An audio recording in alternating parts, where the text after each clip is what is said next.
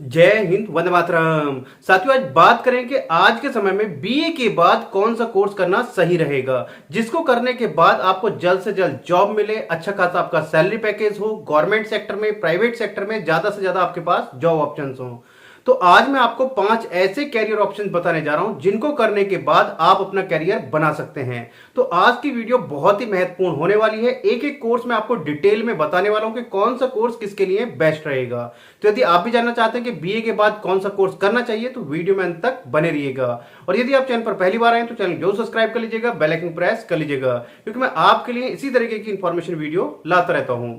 तो साथियों, बात करते हैं। सबसे पहला कोर्स है साथियों, यदि आपको प्राइवेट सेक्टर में जाना है, एक अच्छी पोजीशन पे जाना है, तो आप क्या कर सकते हैं, एमबीए कर सकते हैं, यानी कि मास्टर ऑफ बिजनेस एडमिनिस्ट्रेशन कर सकते हैं। इसके बाद में जो जॉब ऑप्शंस हैं बहुत ज्यादा हैं, यानी कि बीए के बाद एमबीए किया जा सकता है। अलग अलग ब्रांचेस में आपका एमबीए कराया जाता है, जैसे आपका एचआर में कराया जाता है, फाइनेंस में, मार्केटिंग में, आईबी में, और भी बहुत सारी ब्रांचेस हैं जिसमें आप अपना एमबीए कर सकते हैं। यानी कि जिस भी फील्ड में आपका इंटरेस्ट है उस फील्ड में आप अपना एमबीए कर सकते हैं। यदि आप कहीं वर्किंग में है, बीए के साथ आपको जॉब मिल गई है, तो उसके साथ साथ आप डिस्टेंस से भी एमबीए कर सकते हैं, ऑनलाइन एमबीए कर सकते हैं।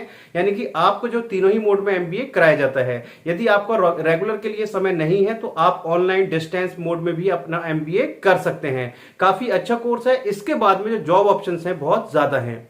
अब बात करते हैं साथियों दूसरे कोर्स की। यदि आपको टीचर बनना है, यानी कि आपको प्राइमरी लेवल से लेकर 10th क्लास तक का टीचर बनना है, तो आप क्या कर सकते हैं, बीएड कर सकते हैं। बीएड करने के बाद में आप अपना टीचिंग फील्ड में कैरियर बना सकते हैं। जो आपका सेंट्रल गवर्नमेंट का एग्जाम होता है सीटेट का, वो आप दे सकते हैं। उसको यदि आप क्लियर कर लेते हैं तो आपकी जो सेंट्रल गवर्नमेंट के स्कूल में वैकेंसी आती है तो उसके लिए आप एलिजिबल हो जाते हैं, उनमें आप फॉर्म फिल कर सकते हैं।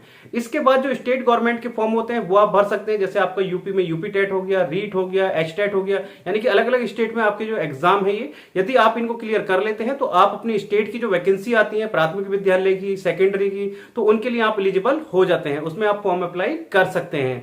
यानी कि यदि आपको टीचर बनना है तो आप क्या कर सकते हैं, अपना बीएड कर सकते हैं। इससे आगे बात करें साथियों तीसरे कोर्स की। तीसरा कोर्स जो बहुत ही फेमस है आज की डेट में, बहुत ही पॉपुलर हो रहा है, तो आप क्या कर सकते हैं, एलएलबी कर सकते हैं। यानी कि आप लॉ में अपना कैरियर बना सकते हैं। काफी अच्छा इसमें भी कैरियर स्कोप है। हर कंपनी में, जितनी भी प्राइवेट कंपनी है, हर प्राइवेट बैंक या गवर्नमेंट बैंक में, सभी में क्या होता है, लीगल एडवाइजर होता है। तो आप एज अ लीगल एडवाइजर काम कर सकते हैं, आप एडवोकेट बन सकते हैं, आप गवर्नमेंट एडवोकेट बन सकते हैं, आप पीसीएसजे का एग्जाम देकर के जज बन सकते हैं। यानी कि आज की डेट में एलएलबी करने के बाद में काफी ऑप्शंस हैं। इसके बाद में आप अपनी भी प्रैक्टिस कर सकते हैं। तो एलएलबी भी काफी अच्छा ऑप्शन है, ये भी आप कर सकते हैं।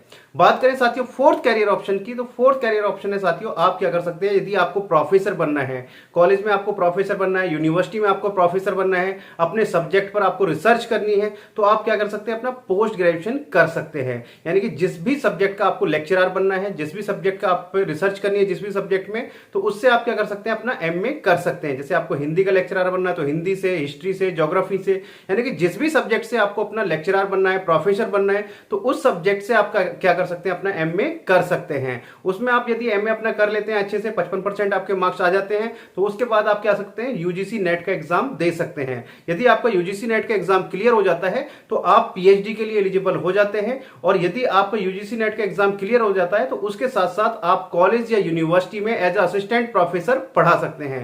यानी कि नेट का एग्जाम क्लियर होने के काफी सारे बेनिफिट हैं। इसके साथ साथ यदि आपका यूजीसी नेट में अच्छा स्कोर आ जाता है तो आपको मिल जाता है जेआरएफ, जूनियर रिसर्च फेलोशिप। यानी कि पीएचडी करने के लिए आपको क्या मिलते हैं, पर मंथ पैसे मिलते हैं, जिससे आप क्या कर सकते हैं, अपना पीएचडी कर सकते हैं। ये जो अमाउंट है काफी अच्छा अमाउंट मिलता है। लगभग आपका जो 5 साल में आपको ये स्कॉलरशिप दी जाती है, 3 साल जूनियर रिसर्च फेलोशिप और 2 साल आपका सीनियर रिसर्च फेलोशिप। लगभग 5 साल में आपको 25 लाख रुपए तक अमाउंट दिया जाता है। तो आप क्या कर सकते हैं, अपना एमए कर सकते हैं, जिस भी सब्जेक्ट में आपका इंटरेस्ट है। इसके बाद में बात करें साथियों, जो एमए होता है उसके बाद में आप अपना पीजीटी के लिए फॉर्म भर सकते हैं। यानी कि जितने भी आपके पोस्ट ग्रेजुएशन के लिए फॉर्म आते हैं उसके लिए आप क्या हो जाते हैं, एलिजिबल हो जाते हैं। अब बात करें साथियों फिफ्थ कैरियर ऑप्शन की, तो फिफ्थ कैरियर ऑप्शन में मैं रखता हूं जितने भी आपके डिप्लोमा कोर्सेज हैं। यानी कि जिस भी फील्ड में आपका इंटरेस्ट है उस फील्ड में आप क्या कर सकते हैं, अपना डिप्लोमा कोर्स कर सकते हैं। जैसे आप डिजिटल मार्केटिंग का आप डिप्लोमा कर सकते हैं। यदि आपको मार्केटिंग की तरफ जाना है, डिजिटल मार्केटिंग की तरफ जाना है, काफी अच्छा कैरियर स्कोप है, तो डिजिटल मार्केटिंग में आप डिप्लोमा कर सकते हैं। आप वेब डिजाइनिंग में आप डिप्लोमा कर सकते हैं। आप जो है और भी बहुत सारी फील्ड है जिसमें आप अपना डिप्लोमा कोर्सेज करके अपना कैरियर बना सकते हैं। तो साथियों, यदि आपको वीडियो पसंद आई हो तो वीडियो को लाइक और शेयर करना मत भूलिएगा। और यदि आपका अभी भी कोई क्वेश्चन रह गया है तो आप मेरे से कमेंट बॉक्स में पूछ सकते हैं, मैं जितने जल्द से जल्द होगा उसका आंसर यश पर बनाने की पूरी कोशिश करूंगा। तो चलिए साथियों, मिलते हैं आपसे नेक्स्ट वीडियो में कुछ नई इंफॉर्मेशन के साथ। तब तक के लिए जय हिंद, जय भारत।